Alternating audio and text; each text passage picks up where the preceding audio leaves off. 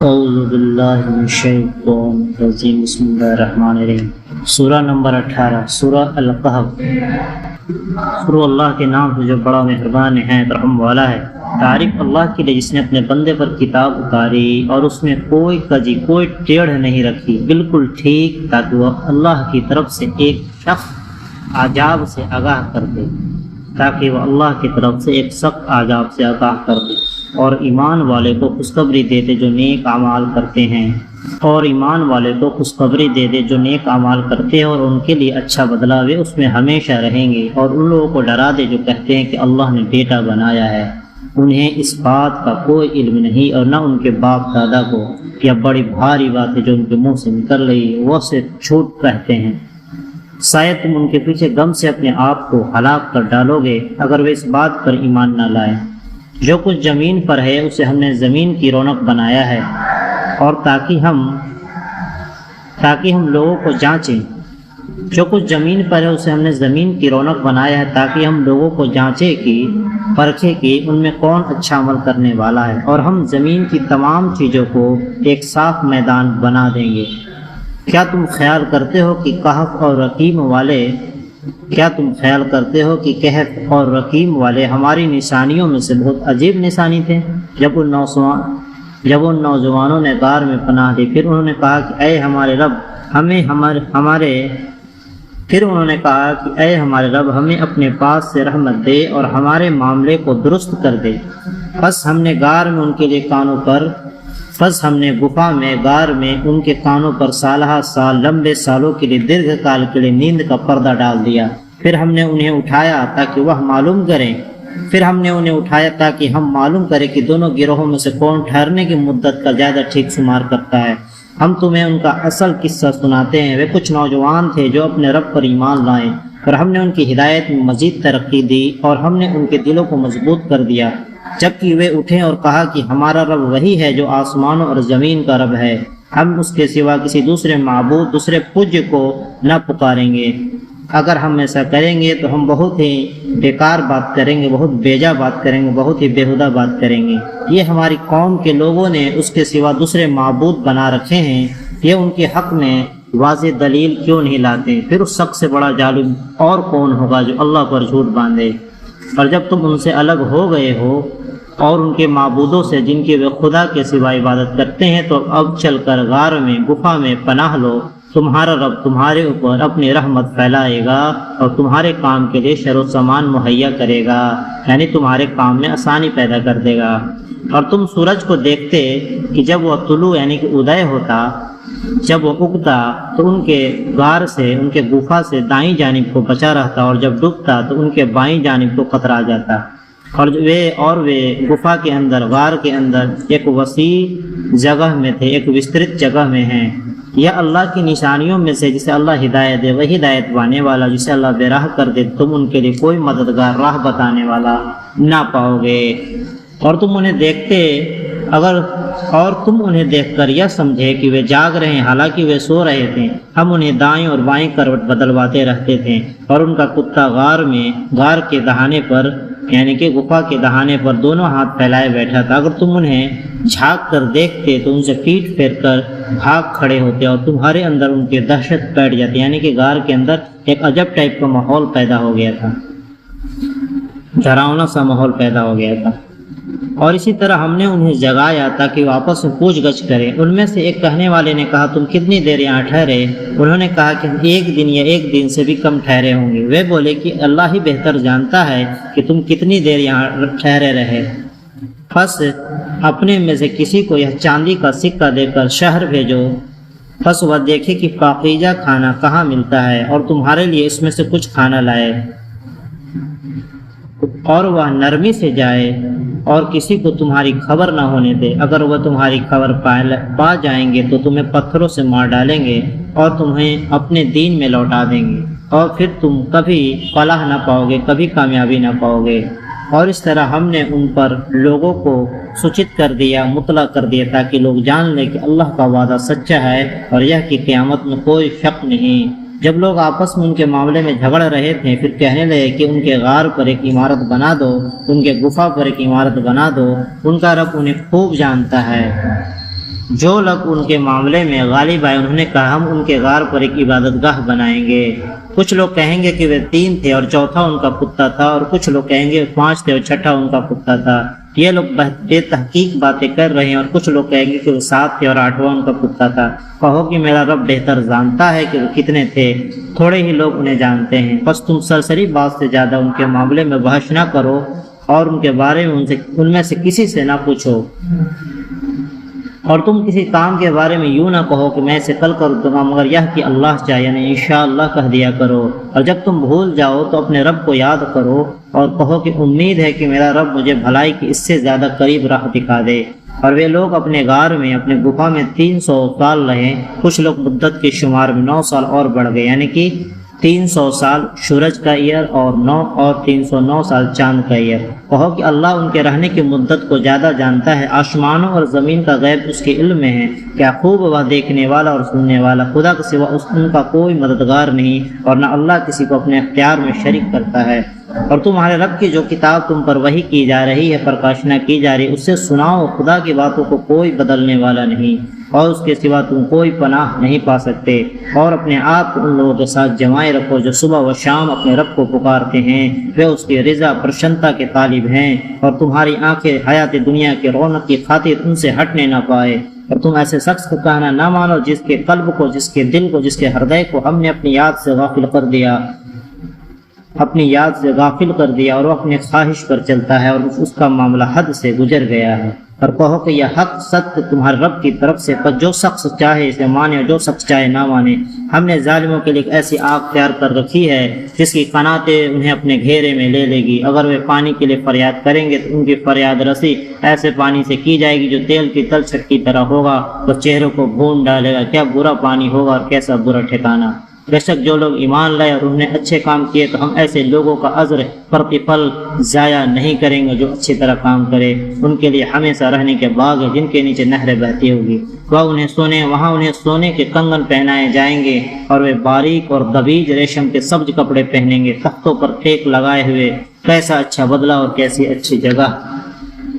تم ان کے سامنے ایک مثال پیش کرو، 2 شخص تھے، اس میں سے ایک کو ہم نے انگور کے 2 باغ دیے اور ان کے گرد کھجوروں کے درختوں کا احاطہ بنایا، اور دونوں کے درمیان کھیتی رکھ دی۔ دونوں باغ اپنا پورا پھل لائے، ان میں کچھ کمی نہیں کی، اور دونوں باغوں کے بیچ ہم نے نہریں جاری کر دی، اور اس سے خوب پھل ملا۔ تو اس نے اپنے ساتھی سے بات کرتے ہوئے کہا کہ میں تجھ سے مال میں زیادہ ہوں اور تعداد میں بھی زیادہ طاقتور ہوں۔ وہ اپنے باغ میں داخل ہوا اور وہ اپنے آپ پر ظلم کر رہا تھا۔ اس نے کہا میں نہیں سمجھتا کہ یہ کبھی برباد ہو جائے گا، اور میں نہیں سمجھتا کہ قیامت کبھی آئے گی، اور اگر میں اپنے رب کی طرف لوٹا دیا گیا تو ضرور اس سے زیادہ اچھی جگہ مجھے ملے گی۔ یعنی کہ ایک غصبہبی میں مبتلا تھا۔ ابھی تک 32 سے 36 نمبر آیت کمپلیٹ ہوا۔ اس کے ساتھی نے بات کرتے ہوئے کہا کیا تم اس ذات سے انکار کر رہے ہو جس نے تمہیں مٹی سے بنایا، پھر پانی کی ایک بوند سے، پھر تمہیں ایک پورا آدمی بنا دیا؟ لیکن میرا رب تو وہی اللہ ہے، اور میں اپنے رب کے ساتھ کسی کو شریک نہیں ٹھہراتا۔ اور جب تم اپنے باغ میں داخل ہوئے تو تم نے کیوں نہ کہا کہ جو اللہ چاہتا وہی ہوتا، ماشاء اللہ لا قوت الا باللہ، اللہ کے بغیر کسی میں کوئی قوت سختی نہیں، کوئی طاقت نہیں۔ اگر تم دیکھتے کہ میں مال اور اولاد میں تم سے کم ہوں تو امید ہے کہ میرا رب مجھے تمہارے باغ سے بہتر باغ دے دے، اور تمہارے باغ پر آسمان سے کوئی آفت بھیج دے جس سے وہ باغ صاف میدان ہو کر رہ جائے، یا اس کا پانی خشک ہو جائے، اس کا پانی سوکھ جائے، پھر تم اسے کسی طرح نہ پا سکو۔ اور اس کے پھل پر آفت آئی تو جو کچھ اس نے اس پر خرچ کیا تھا وہ اس پر ہاتھ ملتا رہ گیا، اور وہ اپنی ٹٹیوں پر گرا ہوا پڑا تھا، یعنی پوری طرح سے اس کا باغ برباد ہو گیا۔ اور وہ کہنے لگا اے کاش میں اپنے رب کے ساتھ کسی کو شریک نہ ٹھہراتا، اور اس کے پاس نہ کوئی جتھا تھا جو خدا کے سوا اس کی مدد کرتا، اور نہ وہ خود بدلہ لینے والا بن سکا۔ یہاں سارا اختیار صرف خدا برحق کا ہے، وہ بہترین اجر اور بہترین انجام والا ہے۔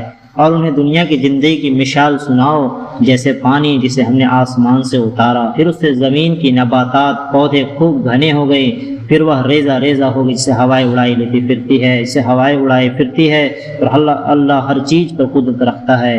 مال اور اولاد دنیاوی زندگی کی رونق ہے، اور باقی رہنے والی نیکیاں تمہارے رب کے نزدیک ثواب کے اعتبار سے بہتر ہے، یعنی کہ قبر میں، آخرت کی زندگی میں نیک اعمال ہی کام آئیں گے۔ مال اور اولاد دنیاوی زندگی کی رونق ہے۔ ابھی تک 45 سے 46 کمپلیٹ ہوا، آگے دیکھیں۔ اور جس دن ہم پہاڑوں کو چلائیں گے اور تم دیکھو گے زمین کو بالکل کھلی ہوئی، اور ہم ان سب کو جمع کریں گے، پھر ہم ان میں سے کسی کو نہ چھوڑیں گے، اور سب لوگ تیرے رب کے سامنے صف باندھ کر کھڑے کیے جائیں گے۔ تم ہمارے پاس آ گئے جس طرح ہم نے تمہیں پہلی بار پیدا کیا تھا، بلکہ تم نے یہ گمان کیا کہ ہم تمہارے لیے کوئی وعدے کا مقرر وقت نہیں کریں گے۔ اور رجسٹر رکھا جائے گا تو تم مجرموں کو دیکھو گے کہ جس میں جو کچھ ہے وہ اس سے ڈرتے ہوں گے، اور کہیں گے ہائے خرابی کیسی ہے یہ کتاب کہ جس نے نہ کوئی چھوٹی بات درج کرنے سے چھوڑی ہے اور نہ کوئی بڑی بات، اور جو کچھ انہوں نے کیا ہے وہ سب سامنے پائیں گے، اور تیرا رب کسی کے اوپر ظلم نہ کرے گا۔ اور جب ہم نے فرشتوں سے کہا کہ آدم کو سجدہ کرو تو اس نے سجدہ کیا، مگر ابلیس شیطان نے نہ کیا، وہ جنوں میں سے تھا۔ اور یہاں بتا دیا کہ شیطان جو ہے ابلیس جنوں میں سے تھا۔ پس اس نے اپنے رب کے حکم کی نافرمانی کی۔ اب کیا تم اسے اور اس کی اولاد کو میرے سوا اپنا دوست بناتے ہو، حالانکہ وہ تمہارے دشمن ہیں؟ یہ ظالموں کے لیے بہت برا بدل ہے۔ میں نے انہیں نہ آسمانوں اور زمین پیدا کرنے کا وقت بلایا اور نہ خود ان کے پیدا کرنے کا وقت بلایا، اور میں ایسا نہیں کہ گمراہ کرنے والوں کو اپنا مددگار بناؤں۔ اور جس دن خدا کہے گا کہ جنہیں تم میرا شریک سمجھتے تھے انہیں پکارو، پس وہ انہیں پکاریں گے مگر وہ انہیں کوئی جواب نہ دیں گے، اور ہم ان کے درمیان عداوت کی آڑ کر دیں گے، اور مجرم لوگ آگ کو دیکھیں گے اور سمجھ لیں گے کہ وہ اس میں گرنے والے ہیں، اور اس سے بچنے کی کوئی راہ نہ پائیں گے۔ اور ہم نے اس قرآن میں لوگوں کی ہدایت کے لیے ہر قسم کی مثال بیان کی ہے، اور انسان سب سے زیادہ جھگڑالو ہے، اور لوگوں کے بعد اس کے کہ انہیں ہدایت پہنچ چکی، ایمان لانے سے اور اپنے رب سے بخشش مانگنے سے نہیں روکا، مگر اس چیز نے کہ اگلوں کا معاملہ ان کے لیے بھی ظاہر ہو جائے کہ عذاب ان کے سامنے آ کھڑا ہو۔ اور رسولوں کو ہم صرف خوشخبری دینے والا اور ڈرانے والا بنا کر بھیجتے ہیں، اور منکر لوگ ناحق کی باتیں لے کر جھوٹا جھگڑا کرتے ہیں تاکہ اس کے ذریعے سے حق کو نیچا کر دے، اور انہوں نے میری نشانیوں کو اور جو ڈر سنائے گئے انہیں مذاق بنا دیا۔ اس سے بڑا ظالم کون ہوگا جسے اس کے رب کی آیتوں کے ذریعے یاد دہانی کی جائے، اس کو ایک یاد دلایا جائے تو وہ اس سے منہ پھیر لے اور اپنے ہاتھوں کے عمل کو بھول جائے۔ ہم نے ان کے دلوں پر پردے ڈال دیے ہیں کہ وہ اسے نہ سمجھے، اور ان کے کانوں میں ڈانٹ ہے۔ اگر تم انہیں ہدایت کی طرف بلاؤ تو وہ کبھی راہ پر آنے والے نہیں ہیں۔ اور تمہارا رب بخشنے والا رحمت والا ہے، معاف کرنے والا ہے، درگزر کرنے والا ہے، رحمت والا ہے۔ اگر وہ ان کے کیے پر انہیں پکڑے تو فوراً اس پر عذاب دے دے، مگر ان کے لیے ایک مقرر وقت فکسڈ ٹائم ہے، اور وہ اس کے مقابلے میں کوئی پناہ کی جگہ نہ پائیں گے۔ اور یہ بستیاں ہیں جنہیں ہم نے ہلاک کر دیا جبکہ وہ ظالم ہو گئے، اور ہم نے ان کی ہلاکت کا ایک وقت مقرر کیا تھا۔ اور جب موسیٰ نے اپنے شاگرد اپنے شیشیہ سے اپنے اسٹوڈنٹ سے کہا کہ میں چلتا رہوں گا یہاں تک کہ یا تو دو دریاؤں کے ملنے کی جگہ پر پہنچ جاؤں یا اسی طرح برسوں تک چلتا رہوں، پس جب وہ دریاؤں کے ملنے کی جگہ پہنچے تو وہ اپنی مچھلی کو بھول گئے، اور مچھلی نے دریا میں اپنی راہ لی، یعنی کہ دریا میں عجیب و غریب ڈھنگ سے دریا میں چلا گیا۔ پھر جب وہ آگے بڑھے تو موسیٰ نے اپنے شاگرد سے کہا کہ ہمارا کھانا لاؤ، ہمارے اس سفر میں ہمیں بڑی تھکان ہو گئی ہے۔ شاگرد نے کہا کیا آپ نے دیکھا جب ہم اس پتھر کے پاس ٹھہرے تھے تو میں مچھلی کو بھول گیا، اور مجھے شیطان نے بھلا دیا کہ میں اس کا ذکر کرتا، اور مچھلی نے عجیب طریقے سے نکل کر دریا میں راہ بنا لی۔ موسیٰ نے کہا اسی موقع کی تو ہمیں تلاش تھی۔ پس دونوں اپنے قدموں کے نشان دیکھتے ہوئے واپس لوٹے تو انہوں نے وہاں ہمارے بندوں میں سے ایک بندے کو پایا جسے ہم نے اپنے پاس سے رحمت دی تھی اور جسے اپنے پاس سے ایک علم سکھایا تھا۔ موسیٰ نے اس سے کہا کیا میں آپ کے ساتھ رہ سکتا ہوں تاکہ آپ مجھے اس علم میں سے سکھاتے جو آپ کو سکھایا گیا ہے؟ اس نے کہا، یعنی خضر علیہ السلام نے کہا کہ تم میرے ساتھ صبر نہیں کر سکتے، اور تم اس چیز کو صبر کیسے کر سکتے ہو جو تمہاری واقفیت، تمہاری جانکاری، تمہارے نالج کے دائرے سے باہر ہے۔ موسیٰ نے کہا انشاءاللہ آپ مجھے صبر کرنے والے پائیں گے، اور میں کسی بات میں آپ کی نافرمانی نہیں کروں گا۔ اس نے کہا اگر تم میرے ساتھ چلتے ہو، یعنی کہ خضر علیہ السلام نے کہا کہ اگر تم میرے ساتھ چلتے ہو تو مجھ سے کوئی بات نہ پوچھنا جب تک کہ میں خود تم سے اس کا ذکر نہ کروں۔ پھر دونوں چلے، یہاں تک کہ جب کشتی میں سوار ہوئے تو اس شخص نے کشتی میں چھید کر ڈالا۔ موسیٰ نے کہا کیا آپ نے اس کشتی میں اس لیے چھید کیا ہے کہ کشتی والے کو غرق کر دیں، ڈبا دیں؟ یہ تو آپ نے بڑی سخت چیز کر ڈالی، بہت ہی بری چیز کر ڈالی۔ اس نے کہا میں نے تم سے نہیں کہا تھا کہ تم میرے ساتھ صبر نہیں کر سکو گے؟ موسیٰ نے کہا میری بھول پر مجھے نہ پکڑیے اور میرے معاملے میں سختی سے کام نہ لیجیے۔ پھر وہ دونوں وہاں سے چلے یہاں تک کہ وہ لڑکے سے ملے تو اس شخص نے اسے مار ڈالا۔ موسیٰ نے کہا کیا آپ نے ایک معصوم جان کو مار ڈالا حالانکہ اس نے کسی کا خون نہیں کیا تھا؟ یہ تو آپ نے ایک نامعقول بات کی، بہت ہی غلط بات کی۔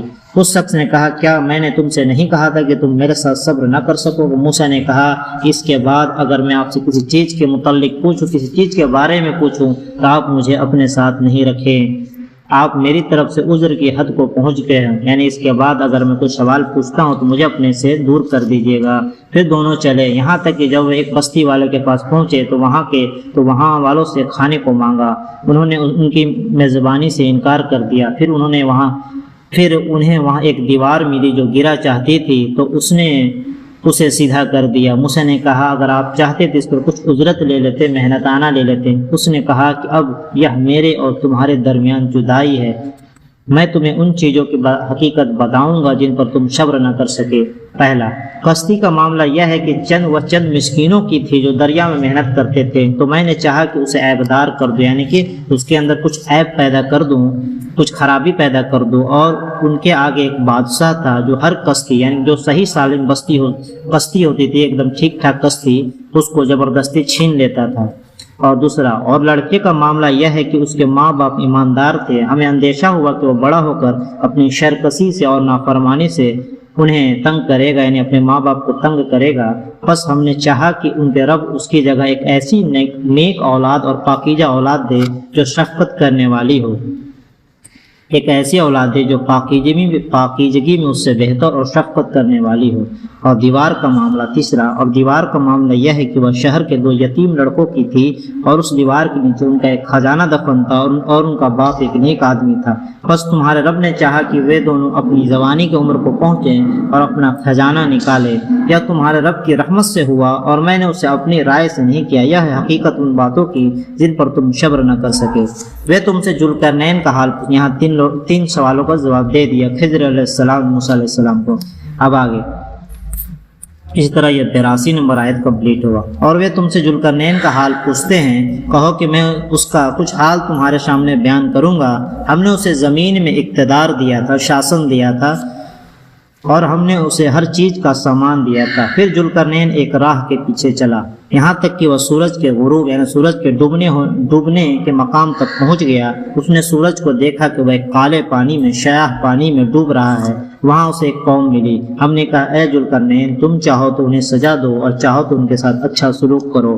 اس نے کہا کہ جو ان میں سے ظلم کرے گا ہم اسے سزا دیں گے، پھر وہ اپنے رب کے پاس پہنچایا جائے گا، پھر وہ اسے سخت سزا دے گا، اور جو شخص ایمان لائے گا اور نیک عمل کرے گا اس کے لیے اچھی جزا ہے، اور ہم بھی اس کے ساتھ آسان معاملہ کریں گے۔ پھر وہ ایک راہ پر چلا یہاں تک کہ جب وہ سورج نکلنے کی جگہ نہ سورج کو اگنے کی جگہ پر پہنچا تو اس نے سورج کو ایک ایسی قوم پر اگتے ہوئے پایا جن کے لیے ہم نے سورج کے اوپر کوئی آڑ نہیں رکھی تھی۔ اسی طرح ہے، اور ہم ذوالقرنین کے احوال سے باخبر ہیں، ذوالقرنین کے حالات سے باخبر ہیں۔ پھر وہ ایک راہ پر چلا یہاں تک کہ جب 2 پہاڑوں کے درمیان پہنچا۔ پہلے زمانے میں رضا اسی طرح دورے پر نکلا کرتے تھے اور قوم پر قوم فتح کرتے تھے۔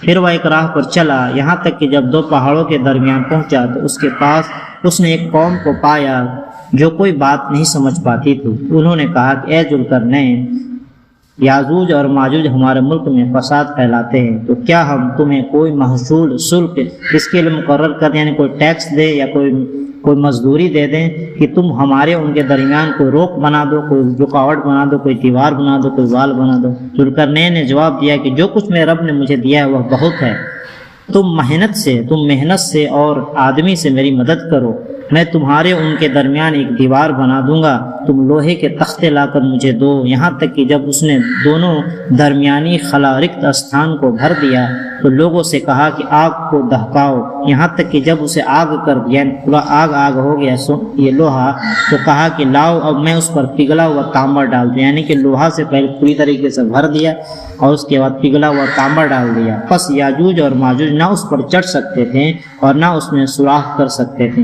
ذوالقرنین نے کہا یہ میرے رب کی رحمت ہے، پھر جب میرے رب کا وعدہ آئے گا تو وہ اسے ڈھا کر برابر کر دے گا، اور میرے رب کا وعدہ سچا ہے، اور اس دن ہم لوگوں کو چھوڑ دیں گے، وہ موجوں کی طرح ایک دوسرے میں گھسیں گے اور سور پھونکا جائے گا، پس ہم سب کو ایک ساتھ جمع کریں گے، پس ہم شب کو ایک ساتھ جمع کریں گے اور اس دن ہم جہنم کو منکروں کے سامنے لائیں گے، یعنی انکار کرنے والوں کے سامنے لائیں گے، جن کی آنکھوں پر ہماری یاد دہانی سے پردہ پڑا رہا اور کچھ سننے کے لیے تیار نہ تھے۔ کیا انکار کرنے والے یہ سمجھتے ہیں کہ میرے سوا میرے بندوں کو اپنا کارساز بنائیں؟ ہم نے منکروں کی مہمانی کے لیے جہنم تیار کر رکھی ہے۔ کہو کیا میں تمہیں بتاؤں کہ اپنے اعمال کے اعتبار سے سب سے زیادہ گھاٹے میں کون لوگ ہیں؟ وہ لوگ جن کی کوشش دنیا کی زندگی میں عقارت ہو گئی اور وہ سمجھتے رہے کہ وہ بہت اچھا کام کر رہے ہیں۔